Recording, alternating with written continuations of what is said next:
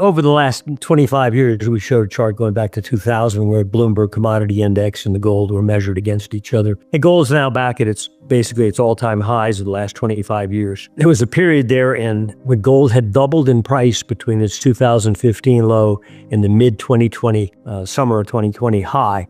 Went from 1,050 to 2,070, almost doubled. During that same time, Bloomberg Commodity Index was still going down. Commodities were not following gold. And then when gold paused for a couple of years there, it frustrated everyone, went into a range that was at max 20% wide, but most of it was about 15% wide. Bloomberg exploded. So the Bloomberg versus gold spread collapsed versus gold. So gold underperformed during that period from about 2022 to early 2024. Now has exploded back up again, back to its all-time highs, gold versus commodities. But it's our technical assessment and fundamental assessment that the commodity complex will be a place that exiting money from the stock market will be going. And I don't mean going into corn futures and oil futures, but into stocks related to those commodity markets, like oil-related stocks, base metal-related stocks, agricultural-related stocks like fertilizer and so forth. There will be a place to go. So if you're looking for an alternative place within the stock market, I would be looking at commodity-related sectors, and particularly, I think, ag sectors, agricultural-related, would be a best place. Then there's the issue of the gold miners, the dogs, gold and silver miners. And it traces back to 1986, that index. So it's also not an ETF. It's not traded as such, like GDX is. But if you measure that index from its bare low in 2015, coincident with when gold made its low, it's gone up like 120% at current price levels. It's actually, since the S&P, it beats the S&P, but nobody notices this marginally. But it beats the S&P over the same span of time. And yet it's hard to believe that, but you can actually measure it. But when you look at the long-term charts of the gold mining sector, the price charts, but especially when you look at its valuation versus gold, the miners, how cheap are they versus an ounce of gold? Or how expensive are they? Right now they're on the floor, okay? And they've been there since 2015. Not been losing ground. The miners have held their ground since 2015 on a percentage basis. They've gone up about as much as gold, if a little more. But they'll accelerate to the upside at some point. And that point will be, especially when people in the stock market say, hey, I got to get out of this thing. I need to buy some other kind of stocks. They're not going to go out and buy gold, silver futures and use leverage. And they're probably not going to use double long ETFs of bullion. They're going to go for the gold miners and silver miners. And since that's such a tiny little sector and it's so undervalued, not only in relation to gold, but in relation to the S&P, it won't take much money flow, the blood flowing out of the stock market into some other category to boost the gold miners off the page because they're such a tiny little asset category. And we expect to see that in 2025, where suddenly the perception that miners are dogs that, lag gold all the time, and they don't. Sometimes they actually lead. People overlook that. Over the last 25 years, we have observed a fascinating interplay between gold prices and the broader commodity market. Looking at the Bloomberg Commodity Index and gold measured against each other, we see that gold has now returned to its all-time highs over this period. There was a significant movement when gold doubled in price between its 2015 low and its mid-2020 peak, jumping from around 1,150 to approximately 2,070 per ounce. During that same time, the Bloomberg Commodity Index was still trending downward. This was an interesting divergence, as commodities failed to follow gold's lead initially. However, once gold entered a period of consolidation, commodities began to surge, causing the spread between gold and the broader commodity sector to collapse. This period from 2022 to early 2024 saw gold underperform relative to commodities. But in 2025, we are witnessing a resurgence, with gold reasserting itself as the dominant asset. This shift highlights an important trend. Investors who have been heavily involved in the stock market are now looking for alternative assets to park their capital, and commodities, particularly those tied to inflation-resistant sectors, are emerging as a prime destination. While they may not be directly investing in corn futures or oil contracts, they are gravitating toward commodity-related equities. Oil companies, base metal producers, and agricultural firms, especially those in fertilizer production, are becoming attractive alternatives as capital moves out of an overstretched stock market. In particular, agricultural commodities seem poised to benefit the most from this rotation. The increasing cost of food production, combined with supply chain disruptions and global demographic shifts, has created a long-term tailwind for this sector. Meanwhile, the mining industry, specifically gold and silver miners, has been largely overlooked and undervalued. If we examine the Barron's Gold Mining Index, BGMI, which has been tracking gold mining stocks since 1938, we see that it has actually outperformed the S&P 500 since 2015. This might surprise many investors because mining stocks have been perceived as weak performers compared to physical gold itself. Yet when measuring from the bear market lows of 2015, gold miners have appreciated by about 120%, which is marginally better than the S&P 500 over the same time frame. This dispels the notion that gold miners always lag behind gold. The reality is that while they may not have outperformed dramatically yet, they have at least kept pace with bullion prices, making them a compelling investment given their current valuations. What makes gold miners even more attractive is their historically low valuation relative to gold itself. When measured against an ounce of gold, the price of gold mining stocks is near record lows. This means that the cost of acquiring mining companies is disproportionately cheap compared to the price of gold, which has reached all-time highs. The mining sector has effectively been on the floor in terms of valuation since 2015, but it has not continued to deteriorate. It has simply remained ignored.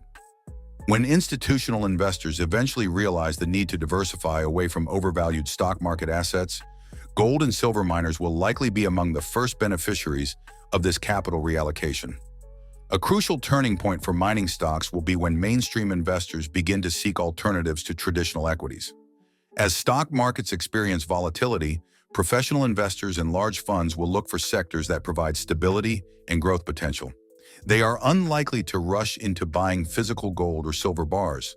Instead, they will likely turn to gold and silver miners as a proxy for gaining exposure to precious metals while staying within the stock market framework. Given how small the mining sector is relative to the overall equity market, even a modest reallocation of capital from broader equities into gold miners could lead to explosive price movements. The scarcity of investment in the sector, combined with the low valuations, makes it a prime candidate for outsized gains in 2025. Looking ahead, 2025 could be the year that gold miners finally break out of their multi-year consolidation phase. The sector has been coiling for nearly a decade, and the conditions are aligning for a powerful move higher. With gold prices at all-time highs and mining stocks trading at record low valuations relative to bullion, the potential for a major revaluation in the sector is significant. Investors who position themselves early in high-quality gold and silver miners could stand to benefit enormously as capital begins to flow into the space. Just as we saw during previous commodity booms, the upside potential in these stocks can be extraordinary when the market finally recognizes their value. But they'll go into a leadership position, and I think that's probably going to be the best place to be on the planet, is in gold and silver miners in 2025. Because they're monetary, they're money. But even raw commodities like copper, let's say, an industrial metal, looks poised to go up while the stock market goes down. Now, if you go back and look at the late 70s, we had stagflation. Economists couldn't figure it out. How can you have inflation and yet collapsing, a wasteland in the stock market for a decade almost? And yet commodities exploded all during that time, the 77, 78, 79, and 1980. They went up with gold, not as much, but they went up strongly. And yet we're in a global recession. So the examples that people remember, they're burned in their memories, are very isolated instances where gold temporarily had a bad month along with the stock market. I caught the crash in 87. I didn't catch it in a big way. I caught it in a small way, but I did with puts. So I got my customers in it as well. I was a futures broker. And I learned a lesson. But during that collapse, and gold wasn't even in a dynamic market at that time. It wasn't, you wouldn't define it as a super strong bull market. But the stock market collapsed, gold went up 10% that week. Same week that stocks went down 30-something% and went up 10, okay? So, but you go back to the 2008, 7-8 bear market. In October of 2008, there was a crash type event in the stock market, but it was a full year off its high. It had already been in a bear trend since September, October of 2007. So in October of 2008, way off the price high. And gold at that point had been rising sharply in that period of time, but suddenly in August, September, and especially October, gold had a relapse. It needed to have a correction. It was technically ripe to have one, but it lasted basically 1 month where it was doing the same thing as the stock market. And then the stock market continued down until March of 2009. Gold was back at its highs by then. People ignore that. So yes, there was a 1 month phenomenon. Also, COVID event was another time, but they're isolated events and they're not part of major trends. They're hiccups. And yet people seem to have that only in their mind, not the major trends. And if you go back and look 2000 to 2002, major bear market, dot-com collapse, gold was up all during those years, okay? And from 2000 to 2011, gold had a massive up move had an interruption in October 2008. But during that same period of time, the stock market was not performing well. It was in a lateral position since its 2000 high. In fact, after the 2000 peak, it took the S&P 13 years to finally go up and exceed it and move on up. It was until 2013. For the NASDAQ 100, after it peaked in the year 2000, it collapsed, and it was 16 years before it could ever get back to the price high that it had seen in 2000. So if you factor in, if you didn't get out in 2000, and by the way, MSA put out a major sell signal in January. Yeah, it took it about a year to collapse, but it finally did. But it took it 16 years. Imagine not having gotten out and not gotten long gold during that time. Gold was very cheap then, year 2000. It went up through 2011. It took you 16 years to nominally get back to the price high you saw in 2000. I say nominal because the degradation of money over that 15 years, the real buying power, collapsed big. Because, the money supply almost doubles every decade. So you've got to keep that in context. A lot of people are too focused on one minor event here and one there. They isolate, and they don't see the real context. As we dive deeper into the realities of 2025, one thing remains certain. Gold and silver will continue to be critical assets for those seeking stability in an increasingly fragile global economy. The financial landscape is shifting at a pace that few could have anticipated just a decade ago. With central banks aggressively accumulating gold and silver, it's evident that these institutions understand something that most retail investors don't. The long-standing fiat currency system is in jeopardy, and real money, gold and silver, will once again play a dominant role. The notion that gold is simply rising in price is misleading. What is actually happening is that fiat currencies, particularly the US dollar, are losing purchasing power. Every time gold and silver prices hit new highs, mainstream economists rush to downplay their significance. They present the illusion that gold's rise is speculative, a temporary bubble fueled by irrational fears. But for those who have studied monetary history, it's clear that gold is not going up. Rather, the value of the dollar and other fiat currencies is going down. This is why gold isn't just an asset, it is money. It has been money for 5,000 years, outlasting every fiat currency experiment that governments have attempted. It's ironic, really. The very institutions that control monetary policy, the Federal Reserve, the European Central Bank, the Bank of Japan, know that gold is money. They own thousands of tons of it, yet they do everything in their power to discourage individuals from following their lead. Central banks have been the largest net buyers of gold for over a decade, especially in the last 2 years. Why? Because they recognize that fiat currency debasement is inevitable. They see the cracks forming in the system. They see the reckless government spending, the insurmountable debt loads, and the shrinking confidence in paper money. Let's not forget the dramatic shift in global trade patterns. The BRICS nations, Brazil, Russia, India, China, and South Africa, along with an increasing number of new applicants, are making moves to challenge the hegemony of the US dollar in global trade. Russia and China, in particular, are accumulating gold at a record pace, reducing their exposure to the US dollar while strengthening their monetary reserves. When Russia was cut off from the SWIFT banking system, they didn't panic. They simply turned to gold and alternative payment systems to settle trade with China, India, and other partners. The BRICS nations are working toward a gold-backed trade settlement mechanism, something that would have been unthinkable just a few years ago. China, for example, has been importing vast quantities of gold while reducing its holdings of U.S. treasuries. Meanwhile, Russia has quadrupled its gold reserves since 2010. These aren't just random policy decisions. These are deliberate, strategic moves to prepare for a new monetary order. A world where gold, not the US dollar, plays the central role in international trade. The biggest mistake people make is assuming that gold's bull run is speculative. The reality is, this isn't about speculation at all. It's about insurance. It's about wealth preservation in an era where central banks are running out of options. Inflation, once considered transitory, has become a persistent problem. Governments and central banks have no real solutions to tackle the mounting debt burden, except to inflate it away. And while they distract the public with stories of economic soft landings and interest rate manipulations, smart money, sovereign wealth funds, billionaires, and central banks is moving into gold. Silver, often called gold on steroids, is even more undervalued. The gold-to-silver ratio, which historically averaged around 16-1, remains absurdly high, hovering between 75-1 and 85-1. This means that silver is incredibly cheap relative to gold. But silver is not just a monetary metal, it's an industrial metal used in everything from solar panels to electric vehicles. Global silver demand has been outpacing supply for years, and yet prices remain artificially suppressed. The mainstream narrative often ridicules gold and silver investors, branding them as doomsday preppers or conspiracy theorists. But let's take a step back and ask, if gold and silver are such bad investments, why are central banks hoarding them? Why do governments continue to accumulate them behind the scenes?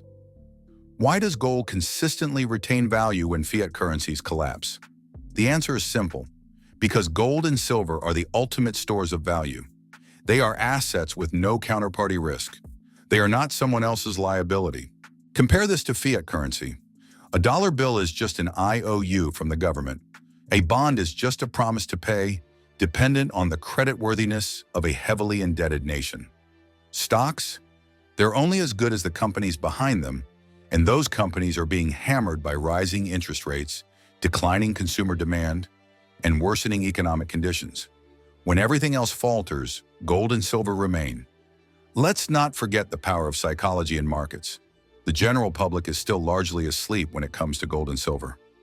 Most investors are chasing technology stocks, speculative assets, and high-risk financial instruments, believing that central banks will always step in to save them. But history tells us that confidence in fiat currencies can erode very quickly. Once the public catches on, once they realize that inflation is not going away, that their savings are evaporating, that the dollar is losing purchasing power at an alarming rate, gold and silver will enter a phase of explosive price appreciation. One of the key indicators to watch is the behavior of the mining sector. Gold and silver mining stocks have been lagging behind physical metals prices for years, but that's about to change. When gold pushes past all-time highs with conviction, mining stocks will follow. The mining industry has been underfunded for years, meaning there's very little new supply coming online. As demand surges, the scarcity of physical metals will become more evident. Governments and financial elites will continue to downplay the role of gold and silver in the financial system for as long as they can. They have a vested interest in keeping people reliant on fiat currencies. But the truth is, the writing is already on the wall. The U.S. debt situation is unsustainable. The Federal Reserve's policies are reactive, not proactive, and the global movement toward de-dollarization is accelerating. If you're still sitting on the sidelines, wondering whether now is the time to buy gold and silver, consider this. By the time the mainstream financial media starts praising precious metals, it will already be too late. The smart money is already positioning itself. Central banks are already accumulating. Sovereign nations are already shifting toward gold-backed trade. This is not speculation. This is the beginning of a major monetary shift. Gold and silver have always been safe havens in times of economic turmoil, and they will continue to be. The key difference this time is that the economic turmoil we're facing isn't temporary, it's structural. The debt levels, the monetary policies, the global realignments, these are not short-term issues. They are signs of a collapsing system. one that will eventually be replaced by something sounder, more stable. And if history is any guide, gold and silver will be at the center of it all. So as we move into 2025 and beyond, the choice is clear. You can either trust in a fiat system that is crumbling before our eyes, or take control of your financial future by owning real money, gold and silver. The institutions that run this financial system are preparing for the next phase. Are you? Stay informed about the latest developments shaping the precious metals markets with regular updates from the Finance Daily team. Not only that, but as a subscriber, you'll also receive timely silver and gold price notifications and early access to groundbreaking news unavailable to the general public. Join our free gold and silver newsletter today, link in the description.